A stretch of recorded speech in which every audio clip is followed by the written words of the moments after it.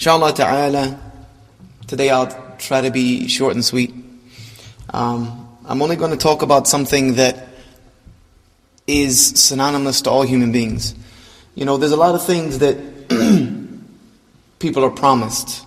You're promised a good job if you go to school. You're promised good pay if you get that good job. You turn on the TV, I don't know how many promises you might see a day. You're promised that if you sign up for this service, you'll get this month's free, and this, and there's all kinds of promises that are delivered to people these days. And you know, that's part of the marketing of this life, is trying to sell you something. Everybody's always trying to sell you something by making promises. You know, Allah Azza wa Jal has tried to sell us something by making us promises. He's sold us Jannah by giving Him back our free will and doing what He wants us to do with our lives. He's promised us hell if we refuse that offer. But there's one thing He's promised every single human being. It doesn't matter where they come from, what country or what land you came from. Doesn't matter what language you speak. Doesn't matter how rich or how poor you are. Doesn't matter what job you have, had, or are going to have. Doesn't matter whether you were a Muslim, a Buddhist, an atheist, a Hindu, no religion, agnostic. Allah has made one promise to every single human being. كُلُّ نَفْسٍ ذَائِقَةُ الْمَوْتِ. Every soul will taste death. And the word that Allah uses is so beautiful. ذَائِقَة. You'll taste it. Because it's not the end. It's just the beginning. Death is only the beginning. But it is a promise that Allah has made to every single human being, that you will end this little phase in this dunya, which means nothing. This dunya that in the eyes of Allah is not worth the wing of a mosquito. This world which the Prophet ﷺ was with his companions one day, and they passed by a dead carcass on the side of the road, and he picked it up and said, "Which one of you," and it was deformed, by the way. He said, "Which one of you would buy this carcass from me for 1 dirham?" They said, "Ya Rasulullah, none of us would take it even if you offered it for free." He said, "Know that this world and everything that is in it means less to Allah than this dead carcass means to you." So this phase that we're living in now, Allah has promised every soul will taste the end of it. And then Allah Azza wa Jal goes on to promise us, كُلُّ شَيْءٍ هَالِكٍ. Everything will perish. Allah has created everything in this life for it to perish one day. It was never meant to exist permanently. It will all disappear, except the face of Allah Azza wa Jal. So, I'm going to tell you about an event today that will come to every single one of you. It will reach you, it will find you, no matter where you go. No matter how far you try to hide yourself, this event will find you. And this event will find you in only one of two ways. And I'm going to describe those two ways today. And that's the only two ways. There's no middle, there's no fourth, there's no third. One of two ways you will reach this incident. The Prophet ﷺ, and this is narrated in an authentic hadith, Al-Bara' ibn Azib radiyallahu anhu wa ardah. This is narrated by Imam Ahmad. It's also narrated in Abu Dawood in Al-Hakam. That the Prophet ﷺ was once accompanying a funeral, and he came to a grave. And we came to the side of the grave that had not been dug out yet. But the niche that hasn't been dug out yet. The Prophet ﷺ was standing next to that spot. And let me tell you something, brothers and sisters. I love the way the Prophet ﷺ taught people, because he brought reality in their lives. He stood next to the grave and told them a story. He said, sallallahu alayhi wasallam, seek refuge with Allah from the punishment of the grave. He told them, seek refuge with Allah from the punishment of the grave. And they said, A'udhu billahi min adhab al-qabr. We seek refuge. He said, say it again. A'udhu billahi min adhab al-qabr. He said, say it again. A'udhu billahi min adhab al-qabr. He taught us, sallallahu alayhi wasallam, to never pray one salah without finishing it, but asking Allah Azza wa Jal from the trials of life and death and the punishment of the grave. So he was standing in this grave, And he told us this, and then he told us to sit down. So we sat down as if we had birds on top of our heads, meaning that they were paying extreme attention. And he said, when the believing servant, and this is one of the two ways in which this dha'iqatul maut, this taste of death will reach you. He said, when the believing servant reaches the end of his stay in this sijn, this prison that he's been encapsulated in for his entire life, when the believer reaches the end of that, angels with bright faces descend and they sit down in front of him as far as he can see.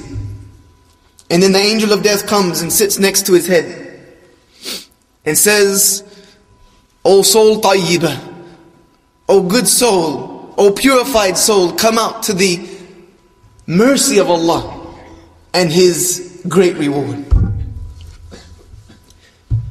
You see, that's the last words the believer will hear in this life. Someone, as Allah Azza wa Jal tells us in Surah Al-Fusilat, إِنَّ الَّذِينَ قَالُوا رَبُّنَ اللَّهَ ثُمَّ اسْتَقَامُوا, that those who say they believe in Allah and they remain steadfast, that angels will descend at their death and they will tell them three things. لَا تَخَافُوا, don't be afraid.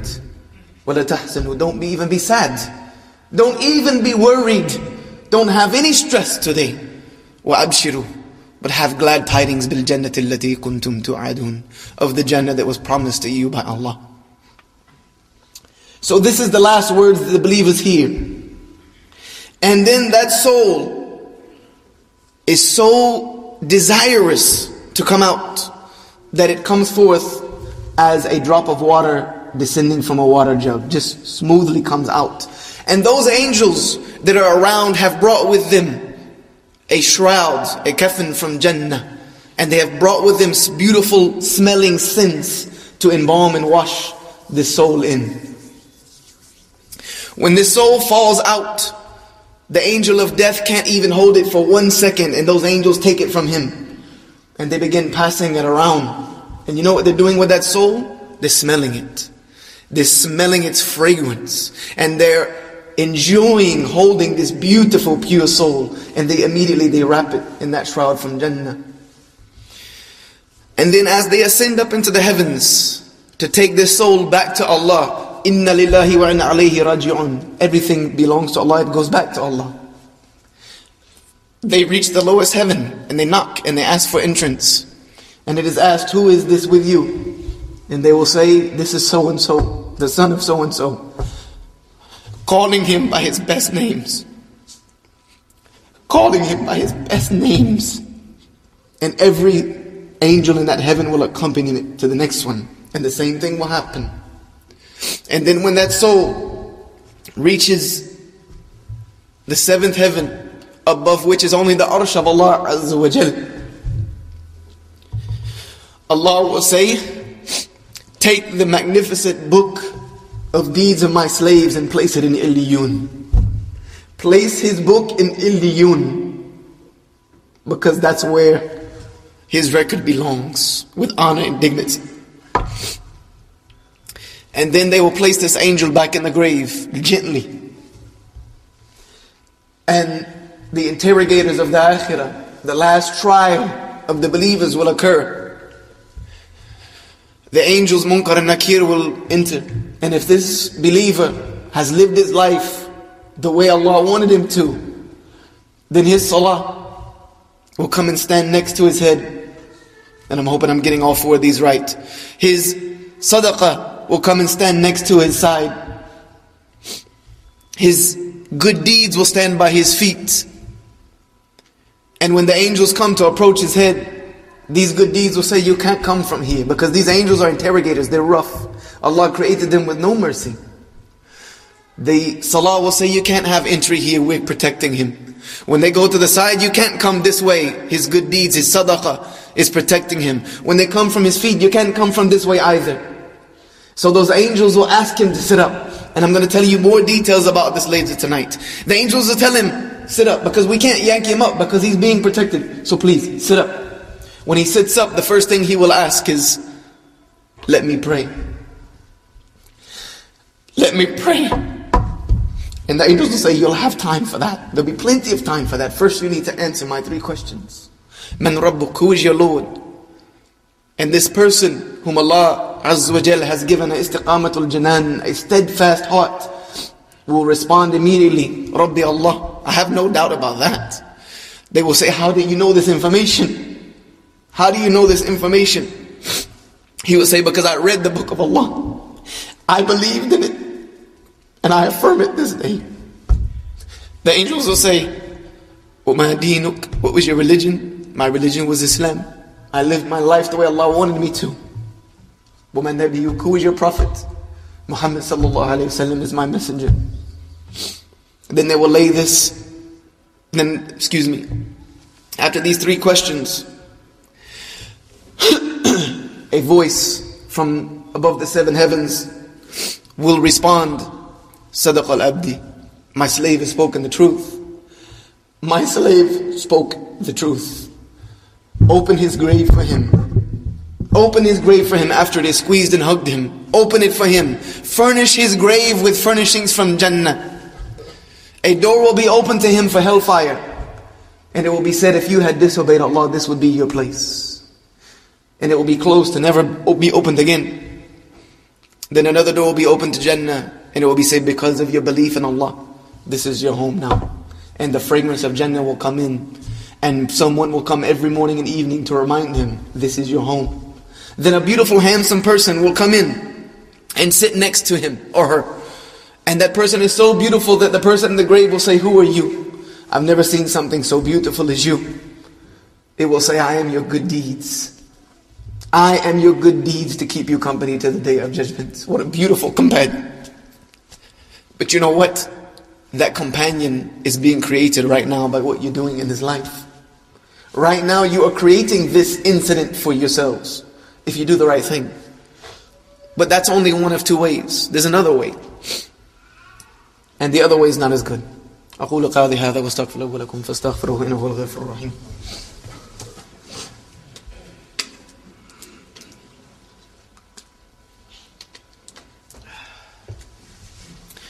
الحمد لله رب العالمين والصلاة والسلام على رسول الله وعلى آله وصحبه أجمعين والذين تبعهم بإحسان إلى يوم الدين وأشهد أن لا إله إلا الله وحده لا شريك له وأشهد أن محمدا عبده ورسوله أما بعد. For the disbeliever, for the person who disobeyed Allah to so much extent in their life that their good deeds can't do them any good anymore, for that person, when this taste of death reaches them, angels will descend with dark faces and they will line up in front of him as far or her as far as they can see. Then the angel of death will come with a shroud from Jahannam of stinking, smelling sackcloth of the harshest, worst fibers that any human being can ever imagine. And the angel sits next to this person's head.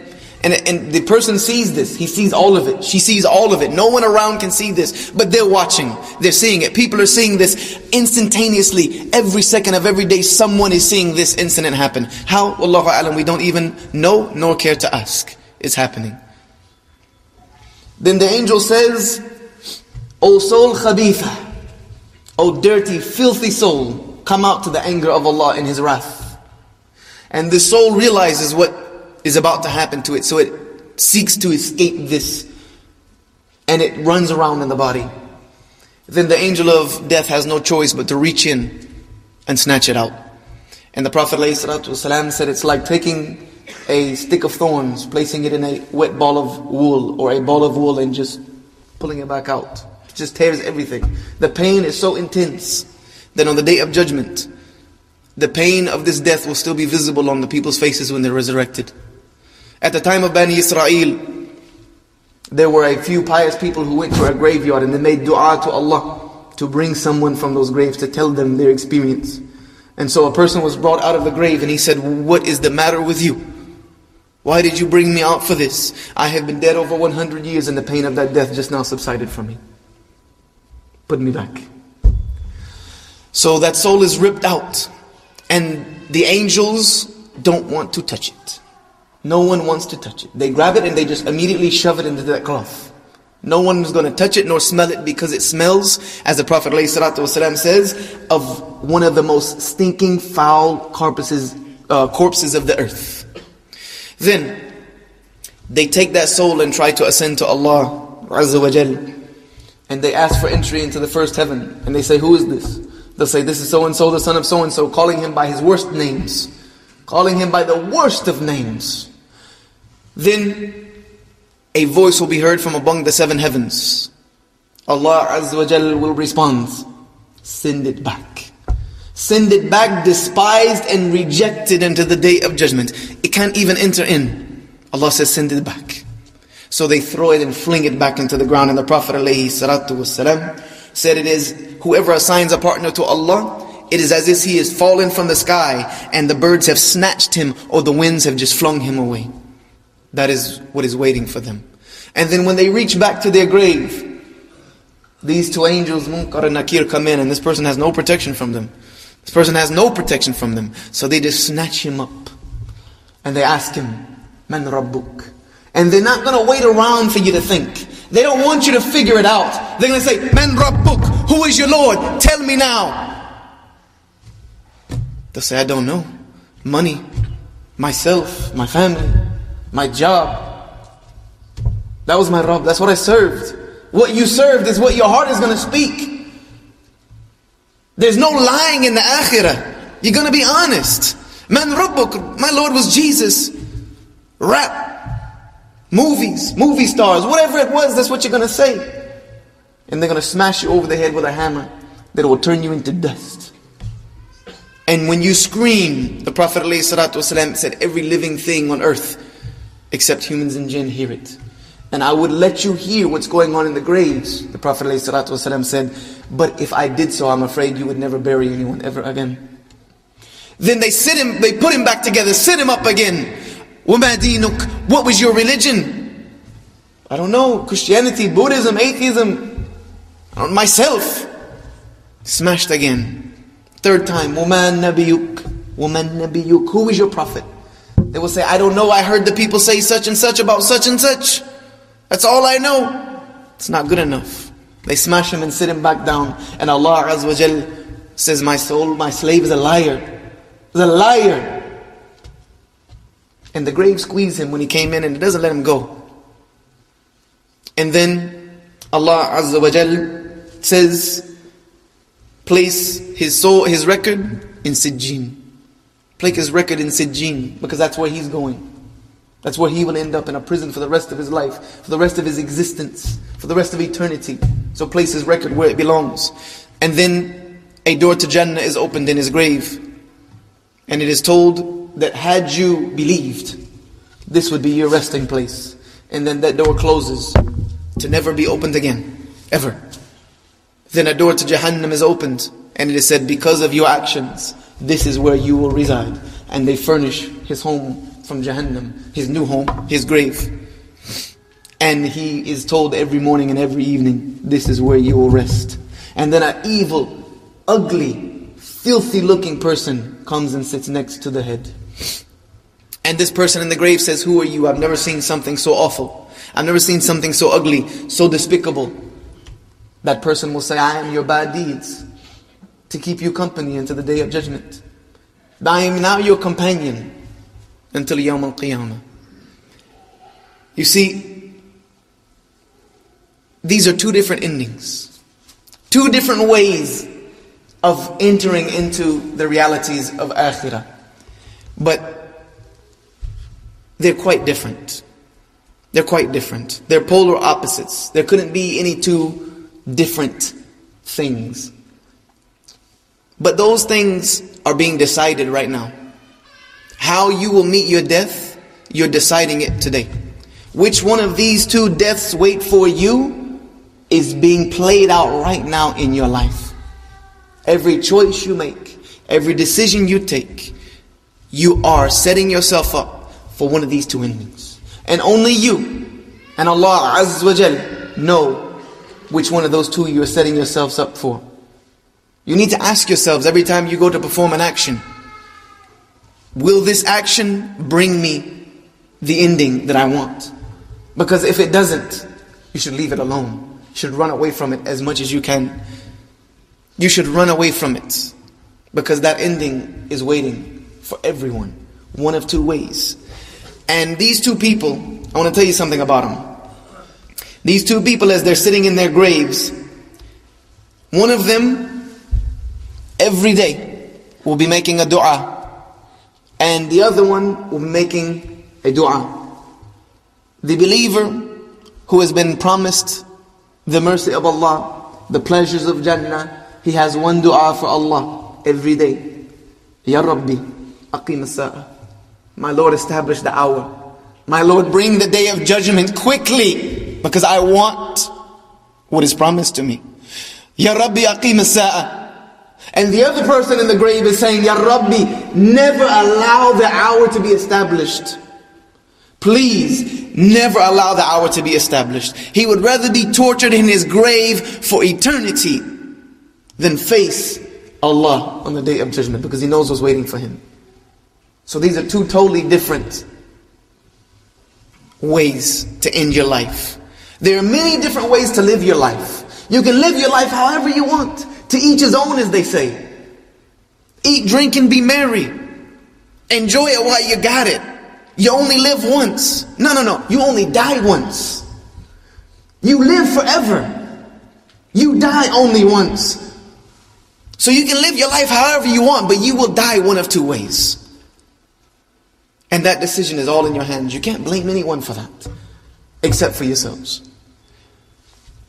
I want to finally, as an ending point, because we're going to continue on with this tonight, inshaAllah, I want to give you some advice and admonishment, first and foremost to myself, from one of our great Salaf, Imam Qurtubi, rahimahullah ta'ala. He said something very, very beautiful. He said, where is the wealth that you have gathered and amassed in this life? Where is it at? Where is the money that you worked so hard for? Have you prepared yourself for the great day of terror? Have you prepared for it? Just like the Prophet ﷺ, when someone asked him, when is the hour? He said, what have you prepared for it? Who cares when it comes? What have you done to prepare for it? It could come today. Would you be ready?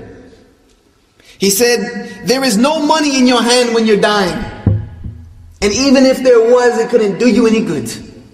You cannot bribe death. He said, the wealth and pride that you have enjoyed in this life, Allah has replaced them on your death with humiliation and poverty.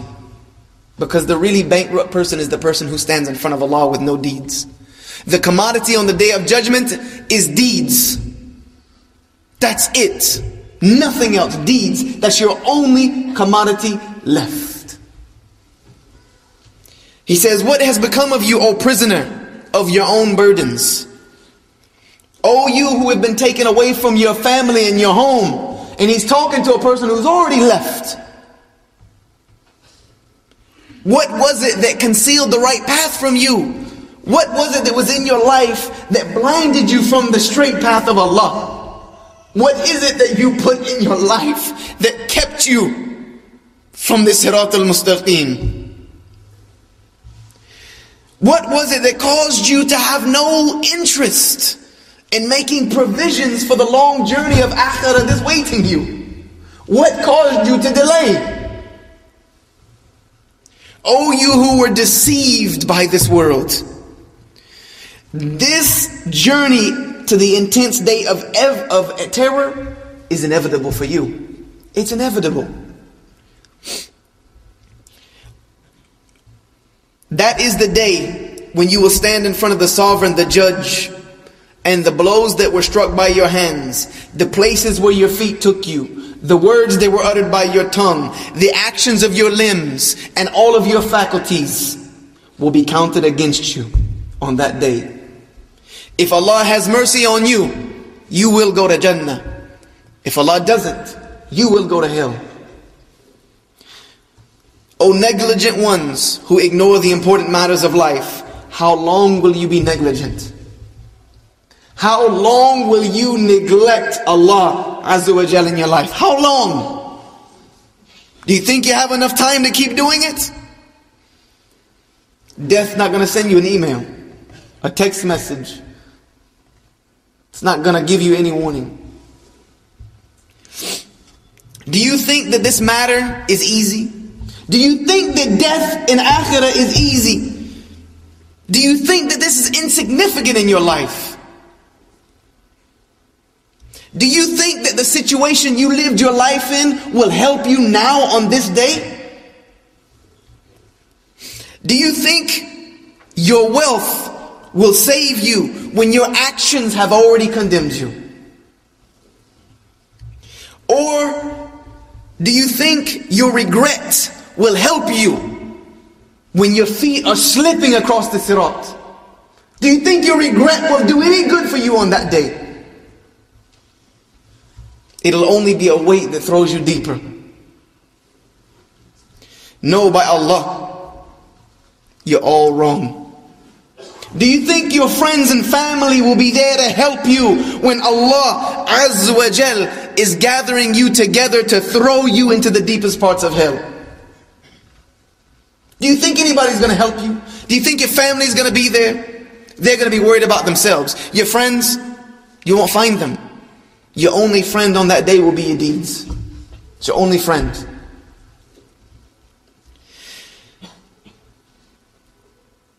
Know by Allah, you are wrong, and you will come to know. You were not content with what Allah gave you. You went after the haram. You weren't content with what Allah gave you, halal. You had to chase the haram. You never listened to the warnings that were given to you. You never had enough of your fill of that which Allah told you to stay away from. You weren't deterred by your life without guidance. You are happy with the things you have accumulated, but you never think of what lays ahead. Oh, you who are sleeping and you are unaware, how long will your slumber last? Do you think that you will be left alone and you won't be brought to account to tomorrow? Or do you think that death can be bribed? Or do you think that death distinguishes between the lion and the gazelle? The tyrant and the tyrannized, the predator and the prey. Death doesn't distinguish between any of them. Know by Allah, wealth and children can never ward off death from you. Nothing can benefit those who will be forgiven except righteous deeds.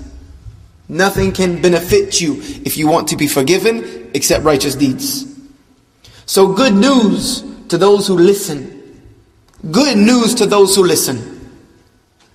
Those who understand. Those who practice what they preach. Those who are deterred by their own selves from following their desires. Those who know that the victor is only the one who pays attention. Know that man will have nothing except for what he strives for. And he will see it all with Allah. So wake up from this negligence and make righteous deeds the provision for which you equip yourselves for the next life. Quit amassing this dunya. Can't take you anywhere. You can't take it with you. Equip yourself with the one commodity that you will take. Your deeds. Your actions. What you do. You know, I was raised here in the South. And there's a statement that the deeds make the man. The deeds make the man. And that's never been a truer statement. The deeds make you who you are. And that will be known on the day of judgment. Do not wish to attain the status of the righteous ones when you are weighing yourself down with your sin.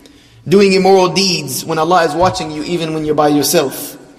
Do not be so deceived by hopes and wishes that you neglect to strive for the akhirah. For one poet once said, take provision from this life to equip your akhirah. Strive for Allah and do good deeds. Do not accumulate too much of this world, for that accumulation will eventually leave your hands. Would you like to accompany other people who have provisions and yet you do not? Brothers and sisters, This is the haqq of this life. This is the reality of this life. Death. It's the only reality. It's the only thing I can promise all of you. Death will come, and it will come swiftly and without warning. So you have to prepare yourself for that today, inshallah.